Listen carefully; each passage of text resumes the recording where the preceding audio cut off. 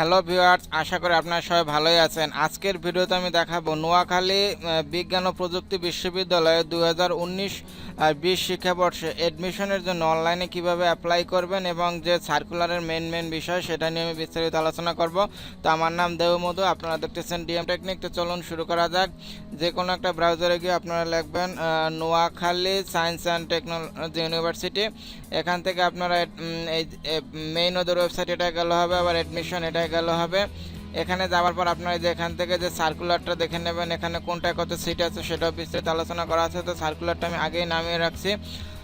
তো দেখেন এখানে যে সকল বিভাগের ছাত্রছাত্রী ভর্তি করা হবে, এখানে ইউনিটগুলো আছে দেখে নেবেন। যে ইউনিট আপনার কম্পিউটার সায়েন্স ইউনিটের জন্য কী কী আছে, sorry B unit C unit, এগুলো দেখে নেবেন। এরপর আপনার এখানে কিন্তু আপনার সেকেন্ড টাইম পরীক্ষা দেওয়া যাবে। যে উচ্চ মাধ্যমিকে 2018 বা 19 সালে হলে পারবে, তার মানে আপনি এখানে দুবার পরীক্ষা দিতে পারবেন, ফার্স্ট টাইম আর সেকেন্ড টাইম। এখানে আপনার এই ইউনিটের জন্য দেখেন কি কি যোগ্যতা থাকতে হবে।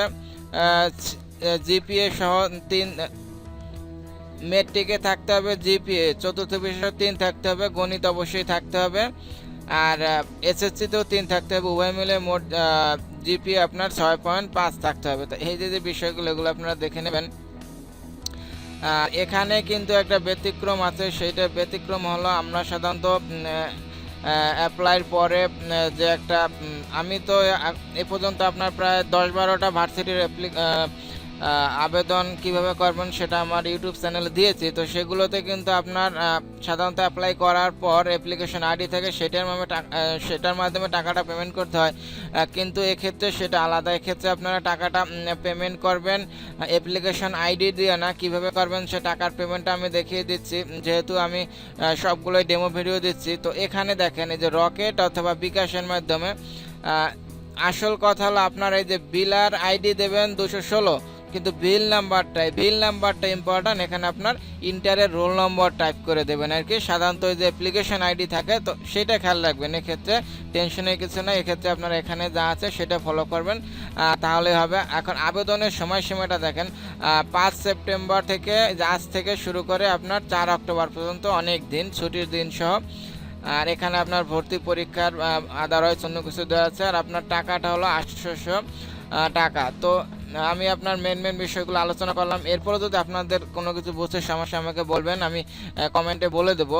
তো এখন আমরা চলে যাই সেই আসল কাজে, যে আপনার অ্যাপ্লাইটা কিভাবে করবেন। তো এখানে আপনারা এটাকে এখানে কিন্তু এই যে ডাইরেক্ট এভাবে দিলে আসবে না, এই জন্য আপনারা কী করবেন, আবার এখানে যদি দেন আসবে না, এভাবে দিলেও হবে না। তার জন্য আপনারা কী করবেন, এটাকে এভাবে মার্ক করবেন, মাউস দিয়ে মার্ক করার পর এখানে দেখেন এই যে গো টু, এটা দিলে হবে।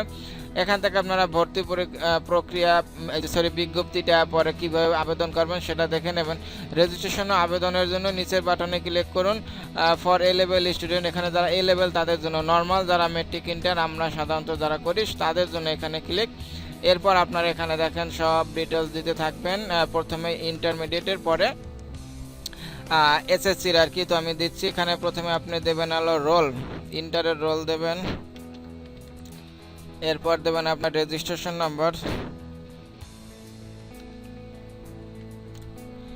এরপর আপনার পাসিং ইয়ারটা দেবেন, এরপর যার বোর্ড সেটা দেবেন, এরপর মেট্রিকেরটা দেবেন।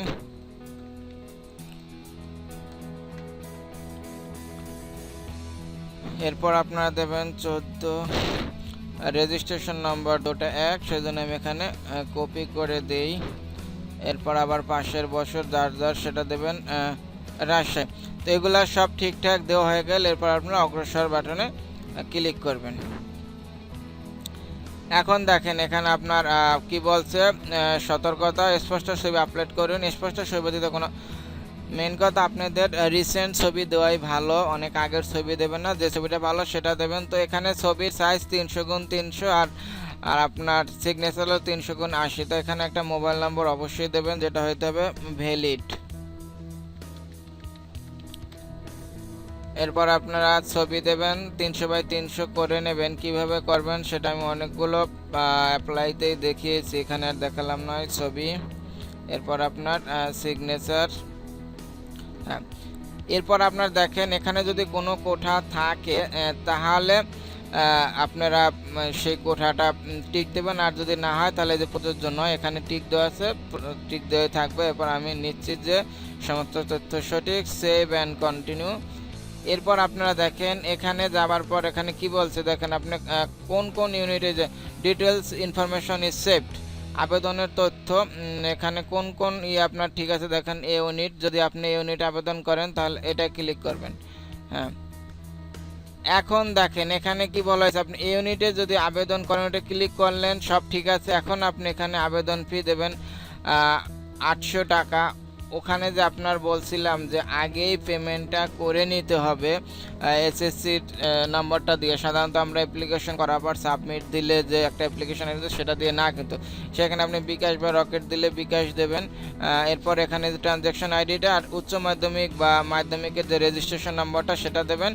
এরপর আপনার এই যে প্রশ্নের ভার্সন, বাংলা হলে বাংলা দেবেন, ইংলিশ হলে ইংলিশ দেবেন।